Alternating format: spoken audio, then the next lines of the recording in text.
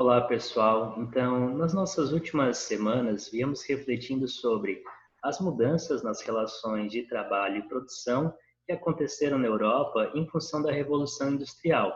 Vamos continuar analisando essas transformações, mas agora também no campo das ideias, com a Revolução Francesa em 1789.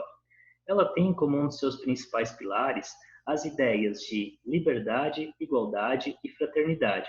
O que você entende por essas três ideias? Bom, eu trago inicialmente uma imagem que ela seria um dos símbolos da Revolução Francesa. Ela foi pintada por Eugène Delacroix em 1830 e ela chama A Liberdade Guiando o Povo.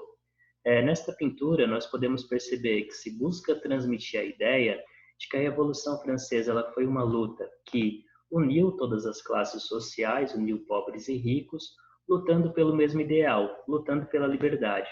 Mas será que as ideias de liberdade, igualdade e fraternidade, elas se estendiam igualmente tanto para os ricos quanto para os pobres? Será que todos tiveram seus interesses com esta revolução? É o que vamos ver mais para frente. Mas bom, então, a França às vésperas da Revolução. Aqui vai algumas considerações iniciais. Então, a Revolução Francesa, ela marca o início da Idade Contemporânea. Quando nós chegamos na nossa primeira aula de História, é comum se trazer aquela cronologia tradicional da divisão da história, muito questionada atualmente, que começa com a pré-história, história antiga, história medieval, história moderna, história contemporânea. Então, a Revolução Francesa em 1789 é o que vai dar início à história contemporânea, ou à história dos nossos dias. Ela vai marcar também a participação de vários grupos sociais, incluindo as populações pobres, quanto os pequenos produtores rurais, os camponeses, quanto as parcelas mais ricas da população, como os burgueses. Vai marcar também o fim dos privilégios da nobreza e a burguesia vai adquirir cada vez mais privilégios em função do seu poder e influência econômica.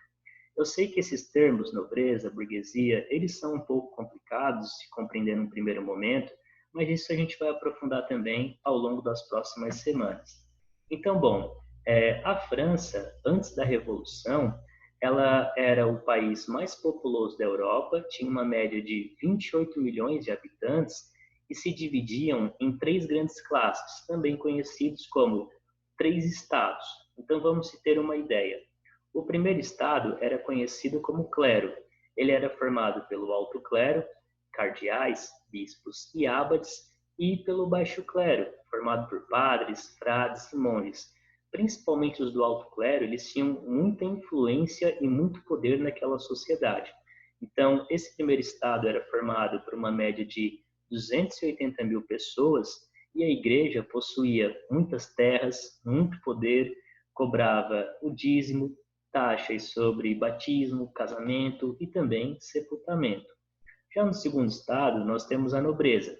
Então, na nobreza tem a família real, a família do rei, o último rei francês antes da Revolução é o Luís XVI, tem a nobreza cortesã, ou seja, uma série de pessoas, de nobres, que viviam com o rei, que o acompanhavam na corte, a nobreza provincial, que eram os nobres que viviam em grandes propriedades rurais, e a nobreza de toga, que eram basicamente burgueses que estavam crescendo economicamente e queriam se inserir nessas relações de privilégios, enfim, e acabavam então comprando títulos de nobres. Se estimava que esse segundo estado era formado por uma média de 840 mil pessoas. Eles viviam à custa do Estado ou da exploração do trabalho dos camponeses.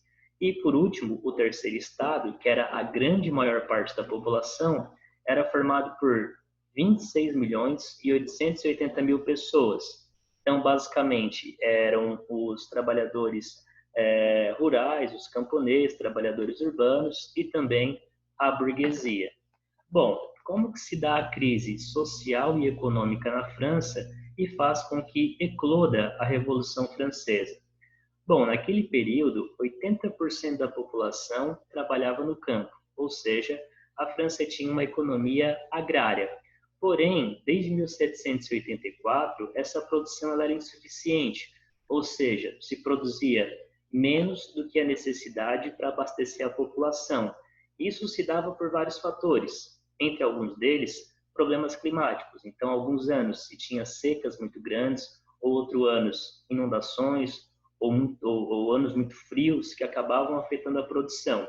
Então, quando você tem uma população muito grande, mas produz poucos alimentos, vai haver um desequilíbrio no preço desses alimentos. Então, os alimentos passaram a subir brutalmente e uma grande parte da população francesa não conseguia ter acesso, não conseguia comprar esses alimentos. Então, a França era um país muito grande, com uma população muito grande e muito desigual. Uma boa parte dela não conseguindo ter acesso a itens básicos de sobrevivência.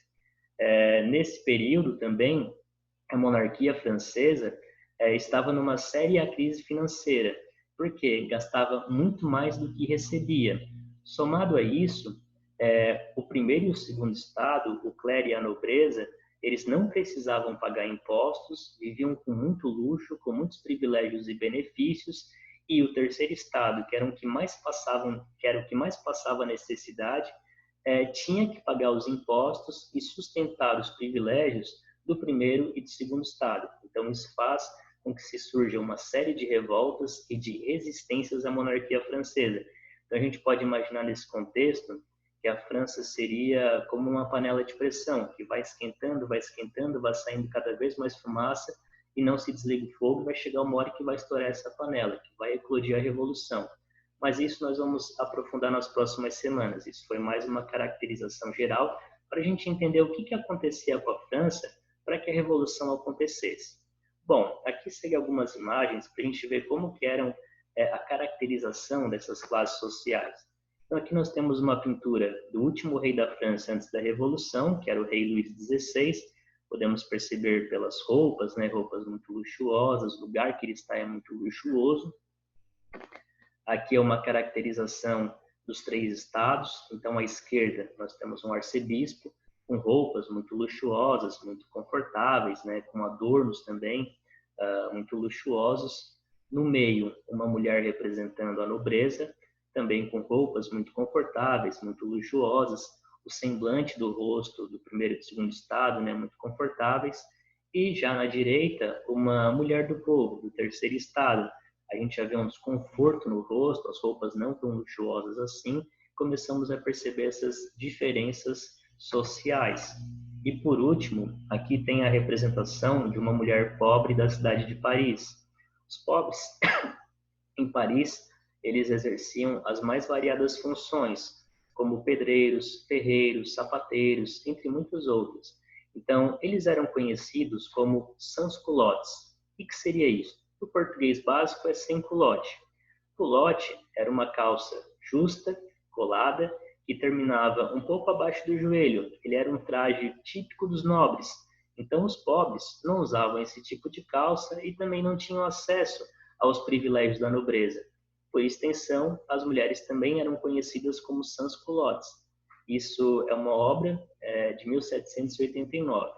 Então, hoje foi apenas uma caracterização geral do que estava acontecendo com a França para que a Revolução acontecesse. Ok? Aqui são as fontes e por hoje é isso.